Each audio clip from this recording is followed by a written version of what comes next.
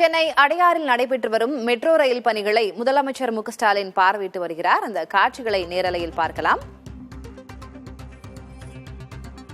கூடுதல் விவரங்களை வழங்குவதற்காக செய்தியாளர் ரமேஷ் இணைகிறார். அவரிடமும் பேசலாம். ரமேஷ், அடையாறில் நடைபெற்று வரக்கூடிய மெட்ரோ ரயில் திட்டப்பணிகள் எவ்வளவு நாட்களாக நடந்து கொண்டிருக்கிறது? தற்போது அது எந்த கட்டத்தில் இருக்கு? முதலமைச்சரின் ஆய்வு குறித்தும் சொல்லுங்க. சென்னை மாநகரில் போக்குவரத்து நெரிசலை குறைக்கும் வகையில 2 வழித்தடங்கள்ல பாத்தீங்கன்னா 2ஆம் கட்ட மெட்ரோ ரயில் பணிகள் வேகமாக நடைபெற்று வருகிறது. 2026ஆம் ஆண்டுக்குள் 2வது கட்ட மெட்ரோ பணிகளை முடிக்க மெட்ரோ நிர்வாகம் முடிவு செஞ்சிருக்கு. இதுல பாத்தீங்கன்னா இந்த நிலையில முதலமைச்சர் திடீரென தற்போது தலைமைச் செயலகத்திலிருந்து புறப்பட்டு தற்போது அடையாறு பாலம், அதாவது அடையாறுல பெரிய ஜங்ஷன், அந்த எல்பி ரோடோட ஜங்ஷன் ஆகிற இடத்துல அந்த பாலத்தையே அடியில பெரிய ஒரு அண்டர் கிரவுண்ட்லயே பெரிய லெவல்ல கட்டிட்டு இருக்காங்க.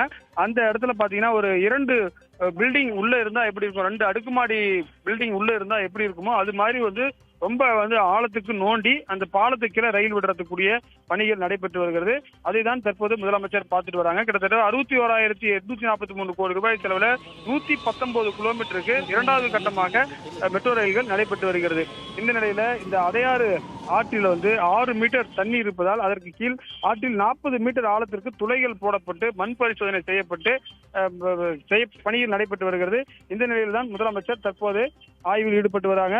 இதுல மட்டும் பாத்தீங்கன்னா அதிகாரிகள் பலரும் கூட இருக்கிறதையும் நீங்க பார்க்க முடியும். அதாவது சென்னையுடைய போக்குவரத்திற்கு பாத்தீங்கன்னா ஏற்கனவே சென்னை சென்ட்ரல்ல இருந்து விமான நிலையம் போறதுக்கும் ஈஸியா மெட்ரோ ரயில் யூஸ்ஃபுல்லா இருக்கு. எப்படியாப்பட்ட டிராபிக் இருந்தாலும் போயிடலாம். ஏன்னா சுரங்கத்துல இது போடப்பட்டிருப்பதால இதை உள்ள போயிடலாம். தற்போது சென்னை மெட்ரோ நிறுவனத்துடைய எம்டி சித்திக் ஐஏஎஸ் என்ன மாதிரியான பணிகள் நடைபெற்று வருதுன்றதை முதலமைச்சர் சொல்லிட்டு வர்றாரு. அதே போல தமிழகத்துடைய நகராட்சித்துறை அமைச்சர் கே.என். நேரு மற்றும் வனத்துறை அமைச்சர் பொன்முடி உள்ளிட்டோரும் உடன் இருக்கிறார்கள். கோபால் ஐஏஎஸ் உள்ளிட்டோரும் முதலமைச்சருக்கு எந்த அளவுக்கு பாருங்க, நீங்க ஒரு பெரிய 10 மாடி கட்டிடம் பூமி கீழே இருந்தா எப்படி இருக்குமோ அது போன்று ஒரு அதல பாதாளத்துக்கு தெரியக்கூடிய அந்த மெட்ரோ பணிகளை முதலமைச்சர் தற்போது பார்வையிட்டு வருகிறார்.